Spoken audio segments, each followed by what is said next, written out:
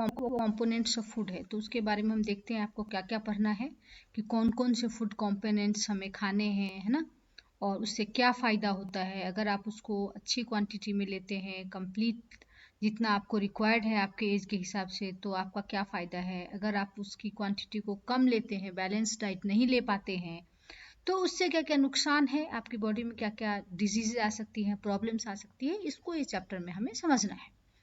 तो first slide जो है इसका, तो वो बनाया है कि नीड ऑफ फूड, फूड की क्यों ज़रूरत है हमारी बॉडी में।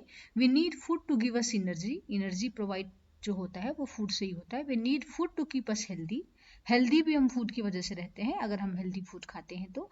We need food to repair and replace damaged and worn out tissues, अगर आपकी बॉडी में किसी तरह की कोई ब्रेक डाउन हो गई है, किस तरह का ब्रेकेज हो गया है, तो उसको रिपेयर करने का, रिप्लेस करने का, डैमेज जो सेल्स होंगे, टिश्यूज होंगे, that tissues will be replaced और repaired by the kind of food we are taking, and we need food to grow. So there are 4 points under which we have to understand why there is a requirement of taking food. It provides us energy, it keeps us healthy, it helps us to repair and replace our damaged tissues, and we also need food to grow.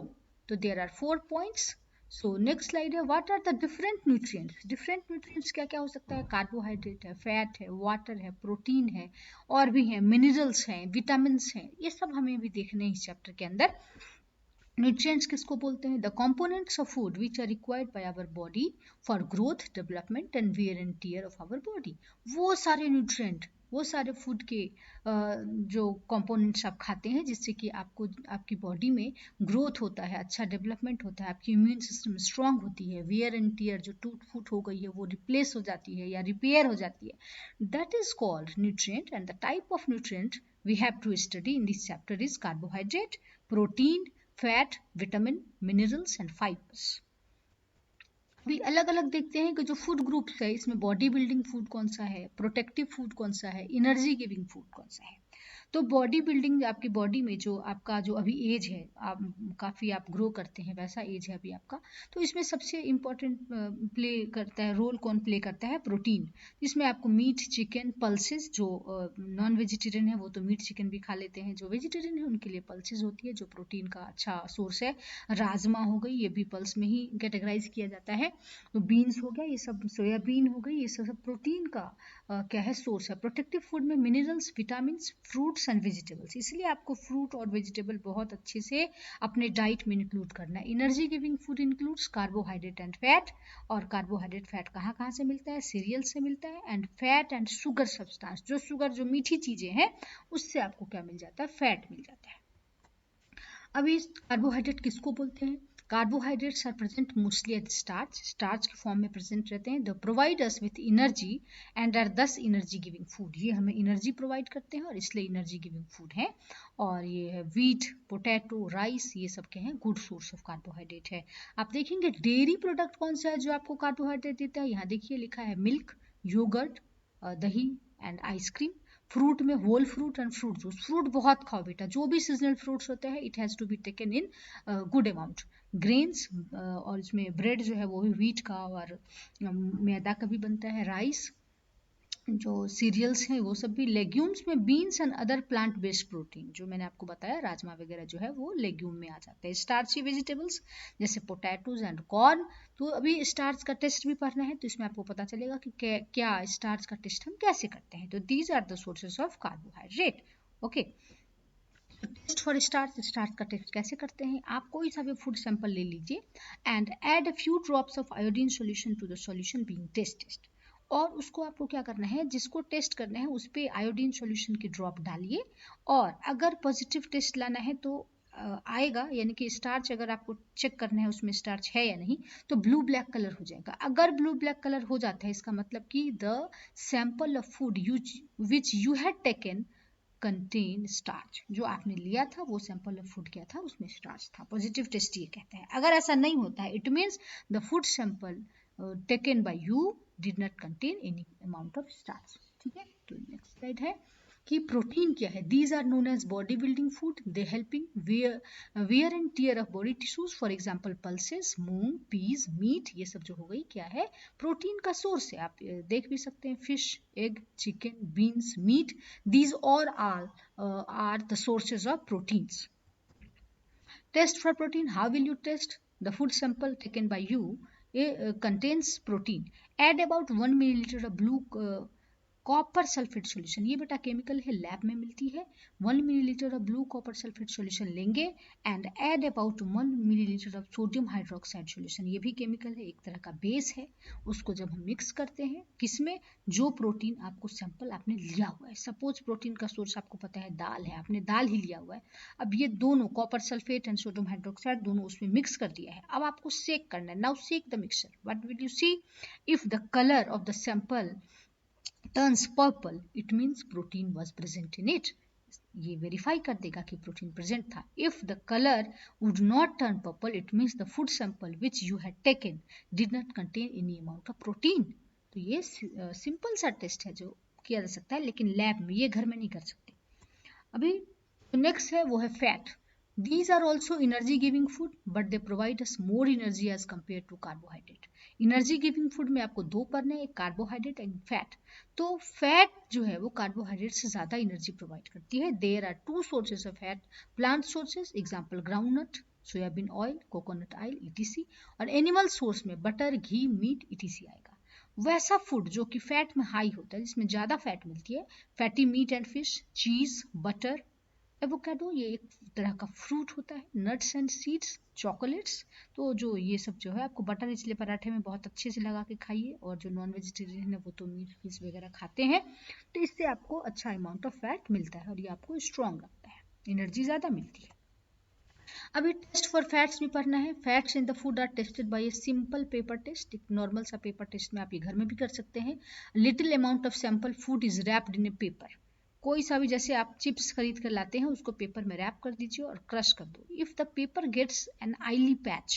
आईली patch कैसे देख सकते हैं, किसी भी candle के सामने ले आइए, टॉर्च जला दीजिए. अगर आईली पैच दिखता है, द प्रेजेंस ऑफ आईली patch detects about the presence of fat in the food and it will be confirm. ये कन्फर्म हो जाएगा कि जो आपने लिया था उसमें कुकिंग ऑयल जैसे था इसमें. ठीक है, जैसे आप बटर का एक टुकड़ा रख देंगे व्हाइट पेपर पे, उसको थोड़ा सा रैप कर दीजिए, थोड़ी देर के बाद उसको चेक कीजिए, बटर हटा लीजिए वहां से and you have to check it in front of a source of light. What will you see? You will see that there will be a presence of oily patch. This will confirm the presence of fat in the food sample which you had taken.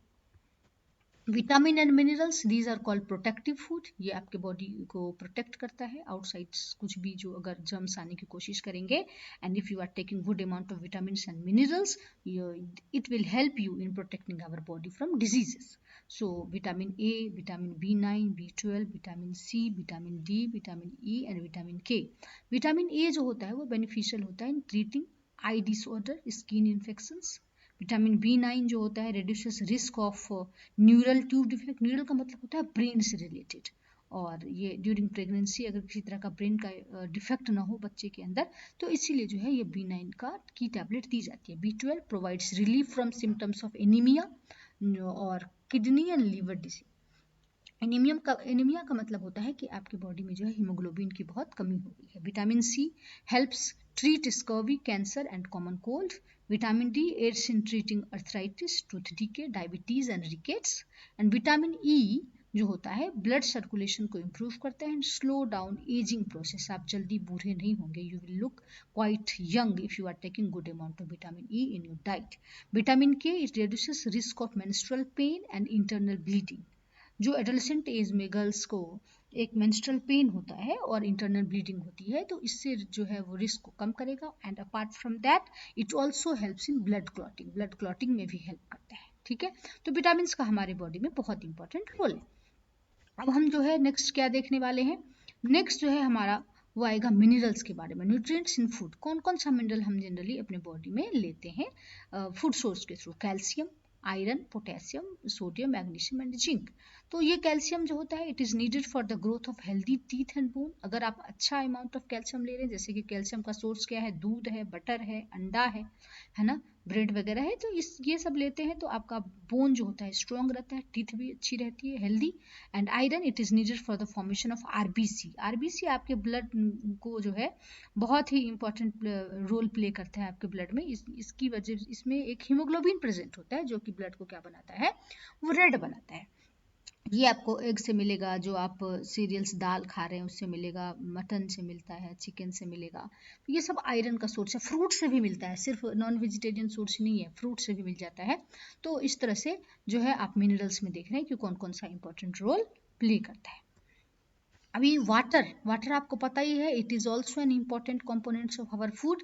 It helps in removal of waste products of our body. अगर आपके body में कोई waste product किसी तरह का जमा हो गया है तो उसको रिमूव करने में आपका जो है वो वाटर बहुत इंपॉर्टेंट रोल प्ले करता है, इसलिए आप बहुत अच्छे से गुड क्वांटिटी में पीजिए। It is a medium for many biological reaction. जो आपके बॉडी में, बायोलॉजी का मतलब होता है लिविंग, तो लिविंग ऑर्गेनिज्म के बॉडी में अगर कुछ ऐसा रिएक्शन हो रहा है तो वो विदाउट पानी नहीं कैरी आउट हो सकता है, इसलिए पानी आपको बहुत अच्छे अमाउंट में लेना है। It regulates the body temperature. Body temperature को भी रेगुलेट करेगा, अच्छे से जो है उसमें आपका पसीना निकलेगा और बॉडी में बहुत ज़्यादा गर्मी नहीं होगी। तो ये सब कैसे होगा, if you are taking good amount of water. इसमें एज वाइज मैंने लगा दिया है, जैसे आप 9 to 12 ईयर्स ओल्ड में फॉल करते होंगे तो आपको 7 ग्लासेस जो है रोज पानी पीना है। इतना अगर आप पीते हैं तो आप अपना केयर कर रहे हैं, आपका डेवलपमेंट अच्छे से होगा और आप बहुत अच्छे से ग्रो करेंगे।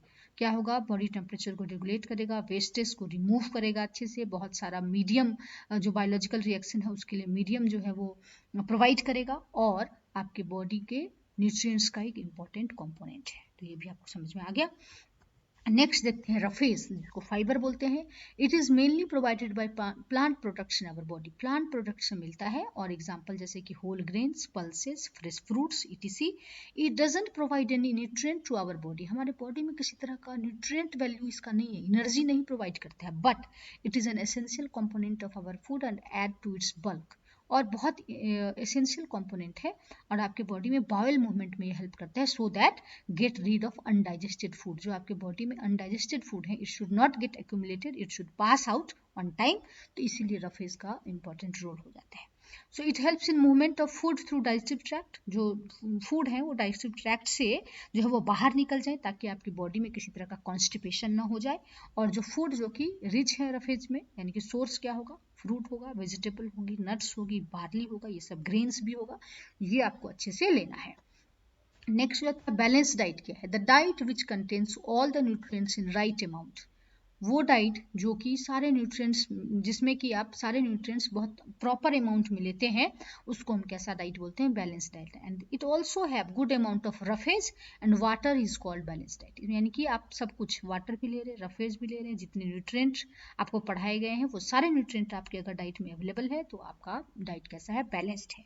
And it provides natural disease prevention, यानी कि किसी नेचुरली जो है आपके बॉडी में किसी तरह का डिजीज नहीं आने देगा, वेट को कंट्रोल करेगा, और प्रॉपर स्लीप आएगी, बिना मतलब का कोई टेंशन नहीं होगा, without the use of sleeping pills, है ना, आराम से आपको नींद आ जाएगी।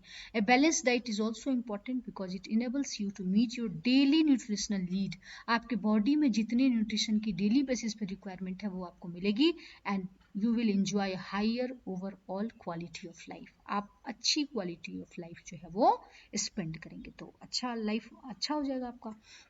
बैलेंस डाइट में आप देखिए क्या क्या रख सकते हैं। 25% क्या हो गया, आप यहाँ देखिए, यहाँ ग्रीन कलर से लिखा गया प्रोटीन, तो ग्रीन कलर है इनकी 25% प्रोटीन आप इसमें इंक्लूड कीजिए। 25% fibre rich carbohydrate red colour से है, और जो पर्पल कलर से है वो फैट है। तो 10% आपकी बॉडी में क्या होना चाहिए, डाइट में क्या क्या इंक्लूड कीजिए, जो है वो 10% फैट और protein, fruits and vegetables and fibre rich carbohydrate, ये जो है ये आपको कितनी कितनी क्वांटिटी में देना है। तो सबसे ज़्यादा आप देख रहे हैं, सबसे ज़्यादा आपको फ्रूट्स एंड वेजिटेबल्स लेना है 40%, फाइबर रिच कार्बोहाइड्रेट 25%, फैट जो है वो 10% और प्रोटीन भी 25%। इसको आप फॉलो कीजिए, आपका डाइट एकदम कंप्लीट 100% बहुत ही बैलेंस डाइट, हेल्दी डाइट हो जाएगा।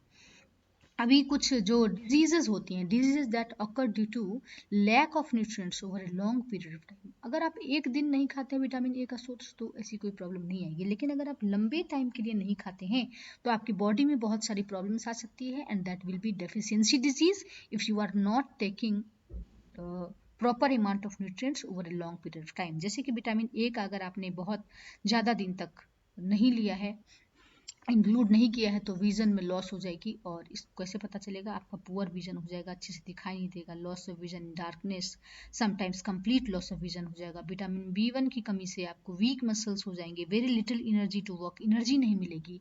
विटामिन C की कमी से जो डिजीज आएगी वो स्कर्वी हो जाएगा।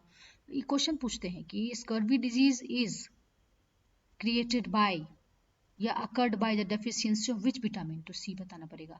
सिम्टम क्या होगा? ब्लीडिंग गम्स, आपके गम्स में से खून निकलेगा।